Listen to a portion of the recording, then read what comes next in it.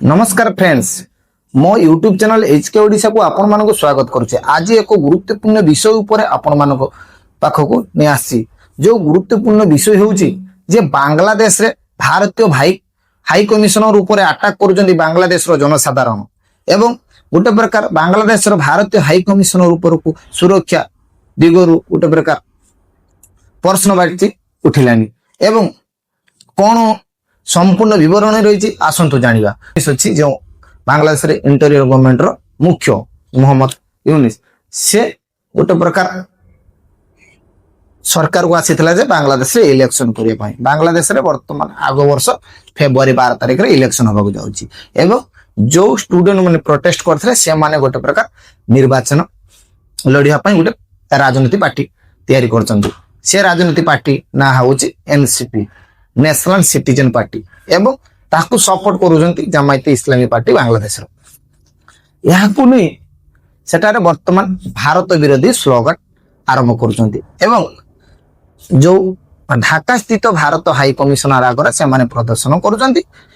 को माने ना जुलाई ऐक्य बोली गोटे संगठन अछि ए माने आसी भारतीय हाई कमिशनर आगरे प्रदर्शन करूछन्ती एवं राजशाही एवं खुलना जो भारतीय वीसा सेंटर अच्छी जो बांग्लादेश जनसाधारण मान को वीसा दि जाए सेठार आसिक से प्रदर्शन करते प्रदर्शन एते भयंकर थिला कि जहाँकि आम भारतीय हाई कमिशनर एवं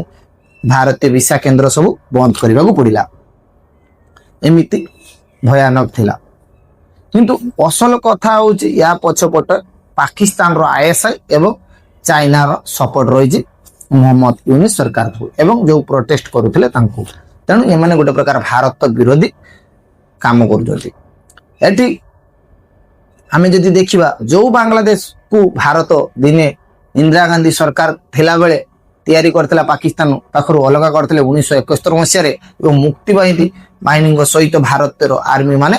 सैन्य माने लड़ाई करी बांग्लादेश को तैयारी करथिले। सोई बांग्लादेश लोक मैंने आज भारत विरोधी हो जाइछन्ती एवं भारतर ना शुणी से कहते भारत आमर शत्रु किंतु तांकर मन रखा दरकार भारत तांको सबु किछि सहायता करुचे जेमिति कि पनीपरिया पाखरु चावल पाखरु तांकर देश रे ट्रेन चलिबा पर्यंत ट्रेन इंजिन पर्यंत सबु किछि भारत जगाई देउथिला एवं भारत आउरे आर्थिक सहायता मध्ये जगाई दिए। किंतु ये सब भूली जाई से माने वर्तमान गोटे प्रकार आमर पाकिस्तान कथार पड़ी इस्लामिक कट्टरपंथी हो जाइछन्ती एवं सेटारे जनसाधारण मानक मनरे विष भरी देइछन्ती सेटारे यूनिस सरकार थिबा लोक मान एवं जो एनसीपी पार्टी रो जणे नेता अछन्ती जे कि संगठन रो मेन द्वितीय तांको भितर जे एनसीपी पार्टी तैयारी करिवार जेते जण सब छात्र नेता थिले तांको भितर से कहिछन्ती जे भारतर जो आमर नॉर्थ ईस्ट अच्छी सब 7 सिस्टर ताकू अलग करदे जदि शेख हसीना को भारत न फेराई दिए जे आमर आसामी जे कि तांको बांग्लादेश कोर्ट ताकू फांसी दंडादेश शुणाई ताकू जदि न फेरती ताने से आमर जो नॉर्थ ईस्ट 7 सिस्टर जो राज्य गुड़िक चलती सेटारे गोटे प्रकार से कहते एठार आंदोलन चलती भारत ठारू अलग हाँपा से शरण देवे एवं बांग्लादेश सहित मिसई देवे ये कथा तो गोटे प्रकार मनर सपन किंतु इंडियन आर्मी जदि चाहिए बांग्लादेश संपूर्ण धूलिसात हो जो भारतर 7 सिस्टर को से बांग्लादेश सहित मिसवा को स्वप्न देखुं सहित बिहार उड़ीसा पश्चिम बंग भी मिसैवाई चाहूचे। अरे भाई इंडियन आर्मी और भारत गोटे छोटिया देश नुहे कि बांग्लादेश पर फुंकीदेने उड़ीज से कथा पाकिस्तान भल भाव जानी ऑपरेशन सिंदूर टाइम रे भारत पाकिस्तान रो को अवस्था करथिला यदि भारत आर्मी एवं फाइटर प्लेन उड़ीबा दरकार नै जदि 2-4टा ड्रोन भी बांग्लादेश को पठी दिया जिवो ताने बांग्लादेश पूरा ध्वंस हो जिवो। तेणु ढाका जो कब्जा करिवार जदि अछि भारत को तेणु कौन सी राफेल फाफेल उड़ेबा दरकार नै एमितिरे भी बांग्लादेश पाखरे कौन सी डिफेंस सिस्टम नै जे कि भारत ड्रोन एवं फाइटर जेट को अटके देबो एवं जदि गोटे भारत गोटे जदि ब्रह्मस जाइए ढाकार पड़गला जो ढाकार आसे इंडियन हाई कमिशनर ऊपर जो मैंने प्रदर्शन करुँच अटैक करने चेष्टा करुँच आ गोटे कथा जानी ना दर्शक बंधु ना इंडियन हाई कमिशनर हूँ गोटे प्रकार इंडियन प्रॉपर्टी जे कौन सी देशर जदि इंडियन हाई कमिशनर थाए सेटा हूँ गोटे प्रकार इंडियन टेरिटरी हो जाए एवं सेठी जदि कौन सी अटैक करा जाए ताने गोटे प्रकार भारत ऊपर अटैक बोली माना जाए तेणु जदि एमिति घटना जदि बांग्लादेश जनसाधारण करूछंती एवं किछि कूटर संगठन जो मैंने अच्छा कठोरपंथी सब गोटे प्रकार भारत को लेकिन भूल धारणा जनसाधारण मानक मन में भरी दि जाए या भारत सरकार जदि चाहिए किसी एक्शन नापी ताने गोटे मिनिट रे